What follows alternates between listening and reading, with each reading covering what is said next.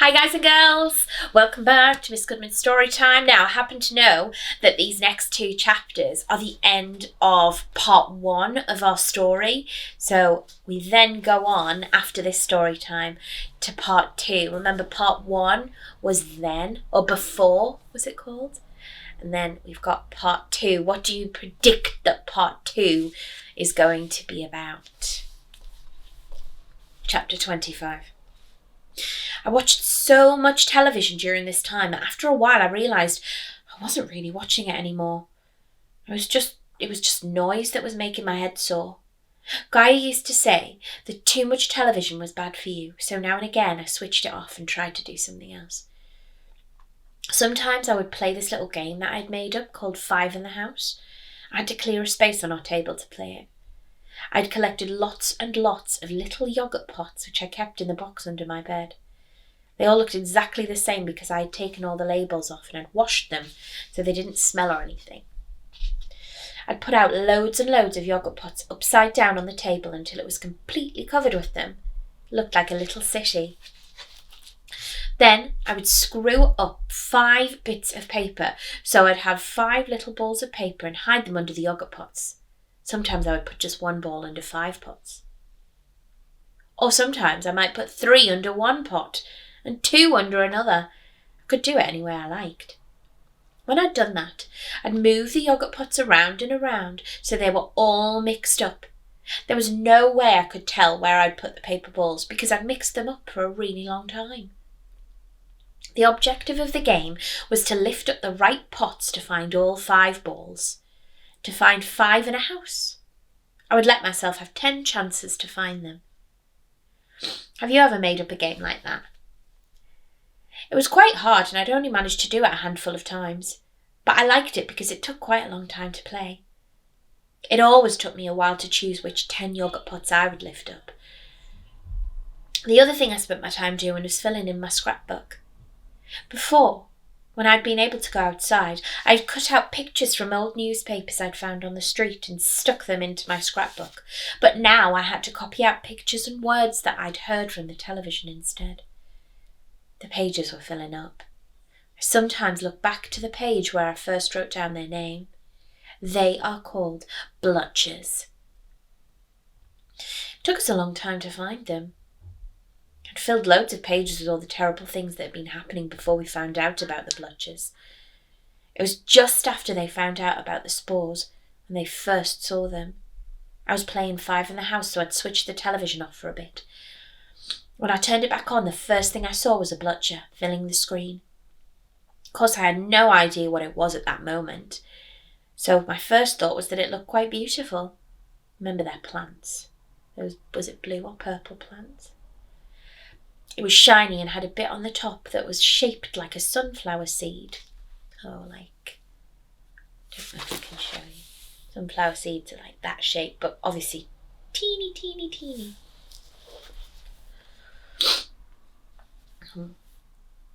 It was shiny and had a bit on the top that was shaped like a sunflower seed with the tip pointing upwards. Except that it was more like a ball. It wasn't flat. So sunflower seeds are flat like this, but it was more like a ball, rounded. It was about as big as one of my fists, I suppose, with a little stalk holding the top part up. What made me think it was beautiful was not the colour. It was almost blue and almost silver. Not like any other colour that I could make up with my paint or pencils anyway. I couldn't make my picture of the blotcher look very much like it at all. I wonder if you guys can draw me a picture of a blotcher. I'd like to see it, what your interpretation is. And the funny thing was that the colour seemed to be moving. It wasn't changing colour exactly, but the colour was moving. It's the best way I can describe it. These images are coming live from the blotcher disaster area, the newsreader was saying, where this plant has just been discovered. Its origin has not been identified and scientists have already confirmed that this is a completely new species. I guess because they had a little stalk on a bit on the top that they were first called a type of plant. Although really they weren't like anything else. They weren't anything like a plant. They looked like nothing else I had ever seen. When I realised what it was I was looking at, I could see its beauty dissolve before my eyes. The blue-silver colour reminded me of knives, of grey clouds before a thunderstorm. The way the colour moved and shifted made me think of a predator stalking its prey, silently pacing before it goes in for the kill. Blutchers weren't beautiful at all. They were evil, menacing, deadly. After the first sighting of the blutchers, they started to pop up more and more. Soon I was able to see clusters from my window. What started out as little patches of silvery blue soon spread out and covered the ground below me. They grew so fast that sometimes it seemed that the patches were swelling in front of my eyes. Now they had lots of people on television who knew about plants and fungi. I wasn't able to follow most of it. I caught certain words like fruiting bodies and chemical trails, which I wrote down in my book, but I didn't understand how the blutchers worked. The only thing I truly grasped was that they thought they knew the buildings were falling down. Or they knew why the buildings were falling down. It was because of the blutchers. Guy had been right all along. The falling buildings and the people collapsing on the street were linked. They were both being caused by blutchers. Not only were they sending out deadly spores into the air, they were feeding on concrete and stone and glass and metal. They released some kind of wet stuff which could dissolve all those kinds of things. That had a special name too. Enum or enzyme or something like that. Blutchers. The words sat heavily on my chest. Whenever I closed my eyes, I could see their shiny silvery heads leering towards me. I could sense their hunger, urgently and desperately feeding upon the buildings that were our homes. And when I opened my eyes again, I could see that we were surrounded by them. When I first learned that blutchers fed on buildings, I went to lie next to Mum for a bit. I started to go over everything that I had heard about them in my head. When I thought about it, it made me want to hold on tight to my mum. I didn't want to wake her though, so I just put my head against her back and leaned into her a bit. She felt warm and solid and real against me. I wished she would wake up. I was afraid. I guess I had always been a bit worried about our tower falling, like all those other buildings, but I'd never really thought it would happen. Because our block was so tall, I thought that it was too big to collapse underneath us. But if the blutchers were eating the buildings and were getting bigger all the time, then they could start feeding on the tower at any moment. I forced myself to get up and look out of the window. I hadn't looked out properly in the last day or so. I'd been glued to the television or sleeping. When I looked out that morning, I heard myself gasp aloud. As far as I could see, I saw the silvery blue colour of the blutchers. The city was being flattened out. We'd used rolling pins once in class to roll out some clay, and it made me think of that. Like someone had taken a giant rolling pin and was evening out all the buildings. There were still some standing. The other towers around me were still there. I'd even seen some of their lights on a couple of nights ago. One night I'd counted up to Gaia's flat on her tower to the 17th floor and saw a light was on. I told myself that it didn't mean she was definitely still living there. Perhaps they'd left the light on in their rush to leave. I remembered the way Michael's flat looked. They'd forgotten to turn a lamp off when they'd left. But part of me couldn't stop thinking that she could still be in there, that her dad might not have let them leave, and if it was true, then they were trapped, just like me and Mum. I'd never been afraid of heights before, but as I looked down, the ground suddenly seemed much further away than before, and I thought I felt the floor move beneath me. I had to sit down very still on a chair until I felt normal again. It was quite a while before I could stand. I didn't know what to do. It was too late to leave now because of all the spores in the air that we couldn't see. and it was only a matter of time before the Blutchers would eat the tower and we would crash to the ground. I wasn't going to be able to save myself and Mum. Not on my own, anyway. I needed someone to rescue us. I decided to ring the police. They would come and get us out. They probably had some masks that you could wear up on their faces that would stop spores getting into their mouths, and they would bring 2 extra ones for me and Mum too. We don't have a phone in our flat, but Mum had a mobile, although I wasn't sure where it was. In the end, after looking through a couple of bags and in a few drawers, I found it under a pile of unopened post in the side. Nothing had happened. Battery was dead. I'd seen Mum using the charger, but I didn't know where she kept it.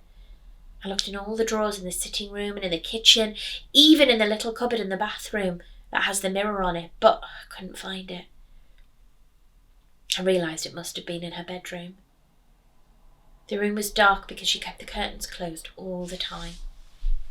I tried to see if I could feel the charger on the floor with my hands, and then I tried to look in the wardrobe, but the door banged against something when I opened it and it made a noise. I heard Mum move in her bed. She didn't say anything, but I gave up then. I didn't want to risk waking her. There wasn't a lot I could do, so I sat in front of the television for most of the day. Every channel had something on about the Blutchers. I wished they'd put something else on instead. I was sick of hearing about them. Maybe I should have switched it off, but I wanted to hear people speaking. Anything other than the voice in my head asking me how we could possibly survive this. In the end, I left it on all night and fell asleep on the sofa in front of a lit-up screen. The first thing I heard the next day was people talking in really loud, cross voices on the telly. We were about 8 people sitting on a stage, and there was an audience in front of them. People in the audience were asking questions about the Blutchers, and they kept clapping and cheering when someone on stage answered them. I couldn't follow what they were talking about, but they kept saying the name over and over, saying the same word over and over again. I wrote it down in my book so I didn't forget. Contamination. I don't know what it meant, but it sounded bad. I changed the channel to the news. They were talking about how they tried to set fire to the Blutchers. They showed a film of a fireman with what looked like a water hose, but when he pressed the button, a jet of fire came out. It covered a group of Blutchers in flames. At first, you couldn't see them through the fire. It looked as though they'd been burned out. Then the smoke cleared, and you could see that they weren't hurt by the fire at all. Not one bit. I wrote that down in my book too. Chapter 26. The next morning when I woke up, everything seemed very quiet. I lay in my bed, unmoving, listening. There was nothing to hear. I turned onto my side and my bed creaked loudly, disturbing the silence. It seemed to echo on after I'd moved. I stood up slowly, very aware of every movement I made. I could hear the pad of my feet on the floor, the rasp as I scratched my head, the clash of my teeth as I swallowed. Why could I not hear anything but the sounds I was making? Where was everyone else? I was afraid to look out of the window, frightened of what I would see or what I wouldn't see. But I walked towards it in small steps and climbed up onto the ledge to look down at the streets below me. Except I couldn't really call them streets anymore. You couldn't see where there had been roads now. The Blutchers had eaten through them all. Everything was still. No buses, or cars, or ambulances whizzing around anymore. No people walking. No little bicycles weaving in between everyone. Those things were all long gone. Before there had been helicopters flying over a lot, but that morning they weren't there. The sky was completely empty. Couldn't even see the planes flying past. I'd stopped filling in Gaia's map days ago. There wasn't enough space for the red dots anymore. didn't like the silence and went to switch the television on, but the screen didn't flicker. I tried it again. Nothing. I remembered that I had left it on last night again when I went to sleep. It must have broken in the night. I tried switching it on and off at the wall, but I couldn't make it work. Without the voices from the television, I started to feel lonely. I knew Mum was there, but she hadn't been talking to me a lot recently. I'd even started to think that she was waiting for me to go to sleep before she got up. The last few nights, I thought I'd heard the sound of a door opening just as I was falling asleep. I decided to add a new drawing to my notebook. I drew the wide, empty sky and the deserted ground. It took me long to finish it. It didn't take me long to finish it. After that, I thought I'd cook lunch early to give me something to do. But when I tried to turn the taps on, no water came out. Sometimes our taps don't let our water out straight away, and then they give a sort of sputter before it comes out. That day I couldn't even make it sputter. I turned the taps round and round so many times, couldn't remember the right way to turn them off anymore. I tried the taps in the bathroom, but those ones weren't working either. I even went to Michael's flat and tried his taps too. In our fridge we had a little bit of milk left and a few cartons of juice, but that was all we had to drink. I poured out a cupful of milk and took a gulp, but it had soured and tasted horrible, and it was all I could do not to spit it out on the floor. I made it to the sink just in time. I emptied one of the cartons of juice into a cup and then poured half into another cup. I tiptoed into Mum's room and left her half on the bedside table, and then I sat on the sofa trying to drink mine as carefully as I could. Time went very slowly that day, and I found myself wishing I was back at school again.